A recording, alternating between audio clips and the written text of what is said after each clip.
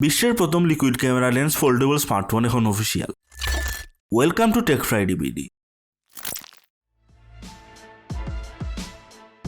Xiaomi এখন foldable smartphone মার্কেটে প্রতিদ্বন্দ্বিতা করতে যাচ্ছে স্যামসাং এর সাথে। Xiaomi সফটওয়্যারের ক্ষেত্রে হুয়াওয়ে থেকে এগিয়ে থাকবে বিশ্ববাজারে, যেহেতু তাদের অ্যাক্সেস রয়েছে গুগল সার্ভিসগুলো ব্যবহার করার জন্য। কারণ Xiaomiর হার্ডওয়্যার বা সফটওয়্যারের কোনো প্রকার ব্যান্ড নেই। সেই সাথে Xiaomi প্রাইসের দিক থেকেও কম্পিট করবে স্যামসাং এবং হুয়াওয়েকে। Xiaomiর এই ফোল্ডেবল স্মার্টফোনটি নিয়ে এসেছে দুর্দান্ত camera technology liquid lens.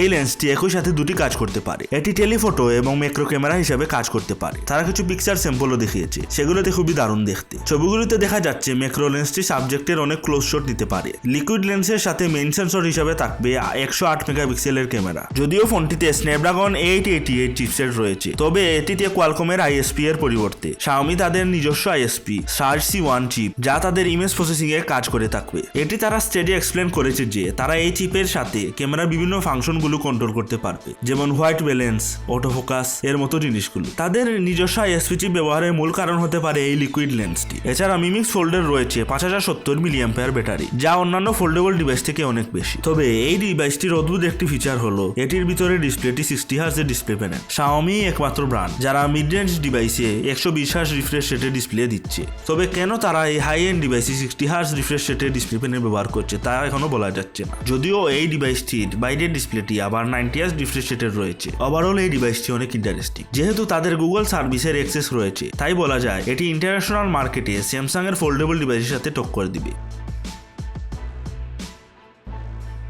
CNBC এর একটি রিপোর্ট থেকে জানা যায় যে Xiaomi ইনভেস্ট করতে যাচ্ছে ইলেকট্রিক কার তৈরিতে। তারা প্রায় $10 বিলিয়ন ইনভেস্ট করবে ইলেকট্রিক কার তৈরি করতে। মার্কেট রিসার্চ ফার্ম বলেছে চায়নাতে ইলেকট্রিক কার মার্কেট 50% বৃদ্ধি পাবে 1.9 মিলিয়ন ইলেকট্রিক কার বিক্রির মাধ্যমে। আপনি নিশ্চয়ই জানেন যে Xiaomi টুথব্রাশ থেকে শুরু করে মোবাইল ফোন পর্যন্ত তৈরি করে থাকে। তাই ইলেকট্রিক কার তৈরিতে ইনভেস্ট করার মাধ্যমে Xiaomi এই চ্যালেঞ্জটি নিয়েছে।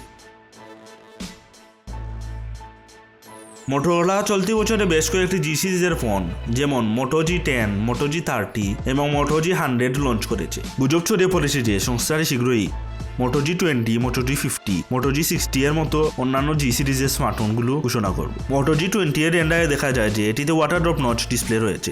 এর ডান প্রান্তে একটি ডেডিকেটেড ভয়েস অ্যাসিস্ট্যান্ট বাটন, একটি ভলিউম রকার, একটি পাওয়ার কি রয়েছে। ফোনটিতে কোয়াড ক্যামেরা সেটআপ এবং একটি এলইডি ফ্ল্যাশ রয়েছে। একটি ফিঙ্গারপ্রিন্ট স্ক্যানার থাকবে ফোনের পিছনে, যেখানে আগের মতোই মোটোরোলা লোগো থাকবে। এটিতে ইউনিসক T7000 চিপসেট এবং 4GB RAM থাকতে পারে। ফোনটিতে Android 11 প্রিলোড হয়ে আসবে। ফোনটি 5000 mAh ব্যাটারি সহ আসতে পারে, যা 10 ওয়াট চার্জিং সাপোর্ট করবে। ধারণা করা হয় যে Moto G20 এর 4GB RAM plus 64GB storage সংস্করণটি 15 থেকে 18,000 টাকার মধ্যে হতে পারে। অন্যদিকে Moto G60 এ পাঞ্চল ডিসপ্লে এবং এটি ট্রিপল ক্যামেরা সেটআপের দেখা যেতে পারে। এটিতে একটি ডেডিকেটেড ভয়েস অ্যাসিস্ট্যান্ট বাটন, একটি ভলিউম কন্ট্রোলার এবং এর ডান পাশে একটি পাওয়ার বাটন রয়েছে। ডিভাইসের পিছনে একটি ফিঙ্গারপ্রিন্ট রিডার থাকবে। Moto G60 6000 mAh ব্যাটারি নিয়ে আসতে পারে এবং এটিতে স্ন্যাপড্রাগন 732 চিপসেট থাকতে পারে বলে ধারণা করা যাচ্ছে। ফোনটি 4GB বা 6GB RAM ভেরিয়েন্টের এবং 64GB বা 128GB UFS 2.1 স্টোরেজ ভেরিয়েন্টগুলিতে রিলিজ হতে পারে। সাপ্তাহিক টেক নিউজের আপডেট পেতে আমাদের চ্যানেলটি সাবস্ক্রাইব করে রাখুন। আমি জানি আপনি জীবনে কোনো কাজ অর্ধেক করে রাখেন না, তাই সাবস্ক্রাইব করার মতো কাজও অর্ধেক করবেন না। সাথে নোটিফিকেশন অন করে কাজটি সম্পূর্ণ করুন।